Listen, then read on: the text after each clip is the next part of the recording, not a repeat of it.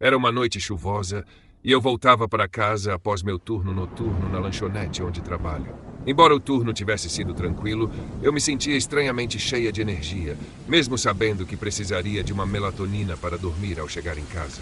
Dirigia pela minha rota habitual, uma estrada panorâmica durante o dia, mas sombria à noite, com poucos postes de luz e trechos de floresta intercalados por pequenos estacionamentos com lojas familiares e restaurantes. Ao passar por um desses estacionamentos, próximo a uma famosa delicatessen, notei uma mulher parada sob a chuva, acenando com o braço estendido. Diminuí a velocidade e percebi que ela era uma mulher mais velha, talvez com cerca de 50 anos, muito alta, talvez 1,80 metros, mas extremamente magra. Abaixei a janela e perguntei: "Precisa de uma carona?" Ela caminhou até a porta do passageiro, abriu-a e perguntou o quanto eu era uma heroína por ajudá-la. Disse que precisava ir apenas até a cidade, um pouco mais à frente. Ela estava completamente encharcada, molhando meu carro, mas parecia doce e inofensiva. Não tive coragem de deixá-la na chuva. Durante o trajeto, percebi que ela tinha alguns dentes faltando, o que a fazia parecer meio desamparada, embora suas roupas e aparência geral não indicassem ser uma pessoa em situação de rua. Chegamos a um cruzamento com um posto de gasolina e aproveitei para parar e abastecer. Perguntei se ela queria algo da loja de conveniência, mas ela recusou com um sorriso. "Não, querida. Obrigada." Entrei no posto, paguei pelo combustível e comprei algumas bebidas. Quando voltei, ela tinha desaparecido. Olhei ao redor, mas o posto era pequeno e não havia sinal dela. Fiquei dividida entre me sentir culpada por deixá-la sozinha e aliviada por estar sozinha novamente. Com o tanque cheio, segui para casa. Meu apartamento ficava no térreo de uma casa de 2 famílias. A porta principal geralmente ficava destrancada, mas cada apartamento tinha uma porta própria com tranca. Cheguei, tirei o casaco e tomei a melatonina, mas tive dificuldade para dormir. Minha mente estava inquieta, pensando na mulher e no que poderia ter acontecido com ela. Durante a noite, acordei subitamente, o que era estranho, já que a melatonina costuma me fazer dormir profundamente. Ainda sonolenta e com sede, estendi a mão para pegar minha água na mesa de cabeceira, mas algo chamou minha atenção no canto do quarto. Vi uma figura agachada atrás da cômoda. Congelei, pensando que era alucinação. Balancei a cabeça, fiz sons para me despertar e até me belisquei, mas a figura se levantou e saiu do quarto. Não gritei nem fiz um som, apenas fiquei em choque. Após recuperar a coragem, liguei para meu pai e contei o que havia acontecido. Ele tentou me tranquilizar, dizendo que poderia ter sido apenas um pesadelo. Verifiquei o apartamento e não encontrei ninguém. Tranquei a porta do quarto e, pela manhã, notei algo que gelou meu sangue. A porta principal estava destrancada. O que eu vi poderia ter sido real. Ainda perturbada, fui até meu carro e, ao abrir a porta traseira para colocar minha bolsa de ginástica, notei manchas amareladas no chão e percebi que o cobertor que eu sempre deixava ali havia desaparecido. Foi aí que tudo fez sentido. A mulher tinha se escondido no banco de trás quando eu estava no posto. De alguma forma, ela entrou no meu apartamento durante a noite. Liguei novamente para meu pai, que me orientou a verificar se algo estava faltando. Nada havia sido roubado, exceto o cobertor do carro.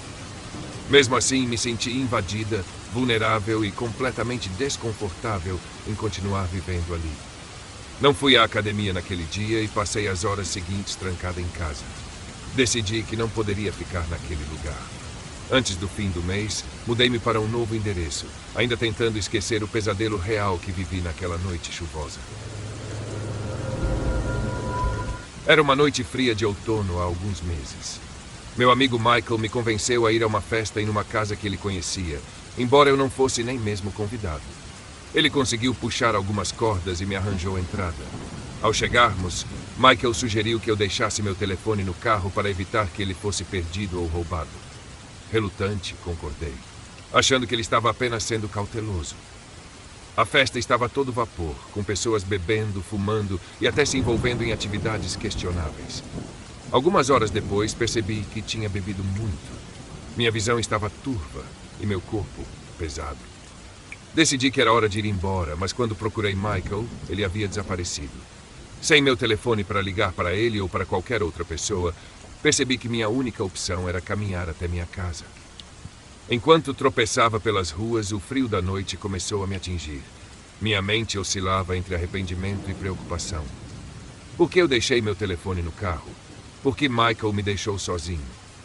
Decidi tentar pegar carona. Alguns carros passaram direto, mas finalmente um caminhão cinza parou. Um homem mais velho, com uma barba longa e olhos que pareciam vazios, ofereceu-me uma carona. No início senti alívio. Porém, à medida que nos afastávamos, algo no homem começou a me deixar desconfortável. Ele fez perguntas estranhas, e eu, atordoado pela bebida, apenas balbuciava respostas. Quando passamos pela minha casa e ele ignorou meu pedido para parar, o pânico tomou conta de mim. Você sabe que não deveria estar bêbado enquanto pega carona, certo? Você é um alvo fácil, disse ele com um sorriso sombrio. Antes que pudesse reagir, ele estendeu a mão para minha perna. O medo me paralisou. De repente, uma sirene cortou a noite e luzes vermelhas e azuis iluminaram o interior do caminhão. Era a polícia. O homem ficou visivelmente nervoso, destrancou as portas e eu aproveitei a chance para sair correndo. O policial explicou que estavam à procura de alguém em um caminhão cinza envolvido em um roubo.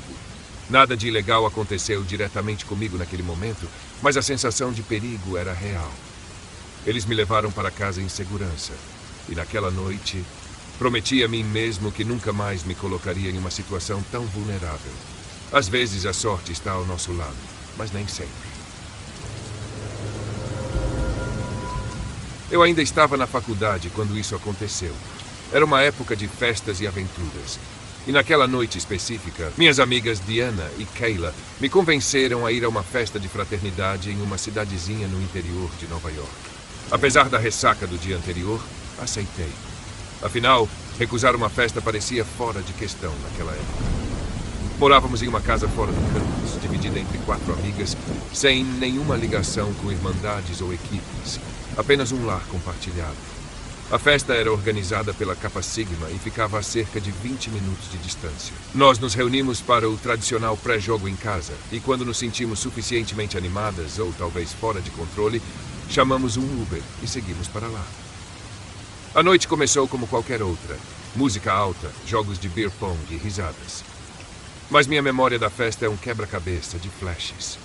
Lembro-me vagamente de jogar beer pong com um rapaz e depois conversar com ele em um canto. E então, o vazio. Quando recobrei a consciência, estava deitada na grama, ao lado de uma estrada deserta. Minha cabeça latejava, e tudo ao meu redor era um breu assustador. Eu não fazia ideia de onde estava. Tentei procurar meu celular, mas meus bolsos estavam vazios. Minha bolsa também havia sumido. Sentindo o pânico crescer, comecei a andar, guiada apenas pela luz tênue de postes ao longe. Após o que pareceram horas, um carro se aproximou. Acenei desesperadamente e o motorista parou. Era um homem aparentemente na casa dos 30, com um cavanhaque e um ar desconcertante.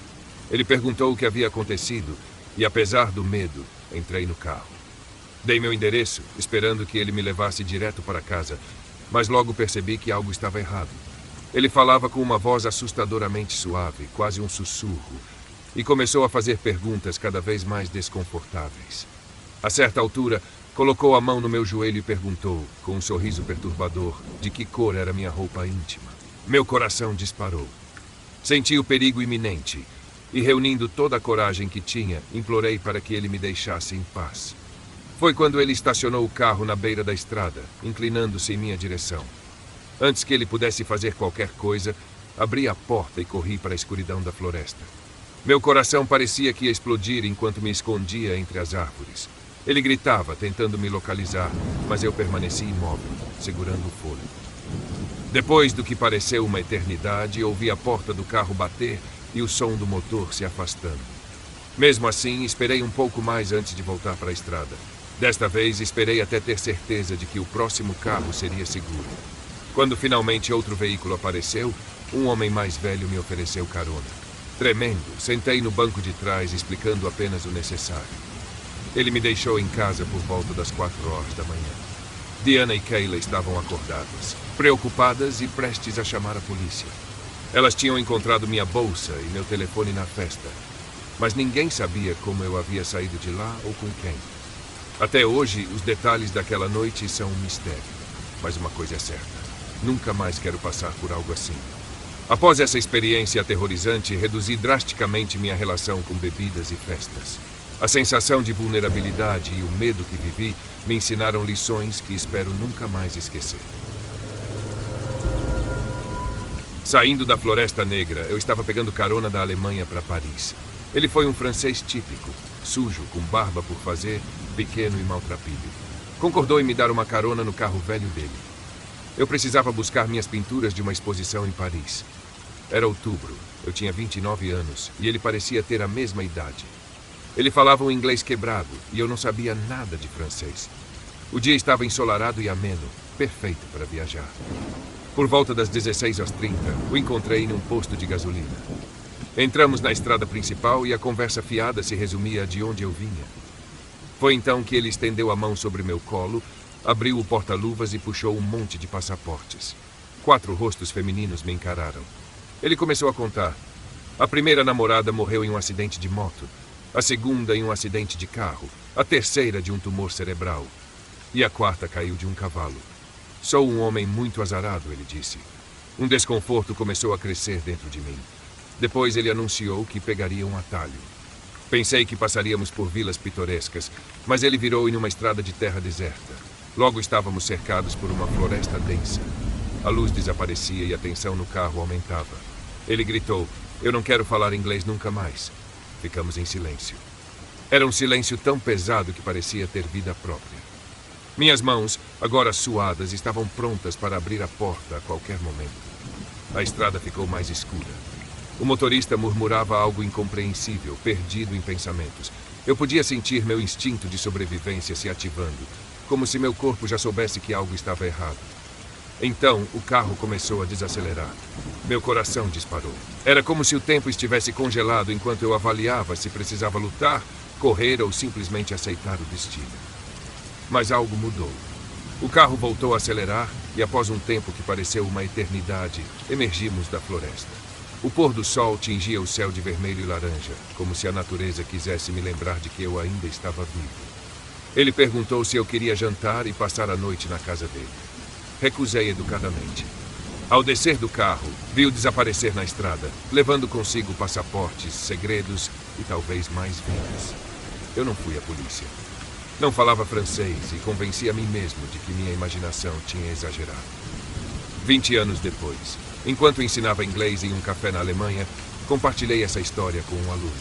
Ele puxou o celular, digitou algo no Google e mostrou uma foto.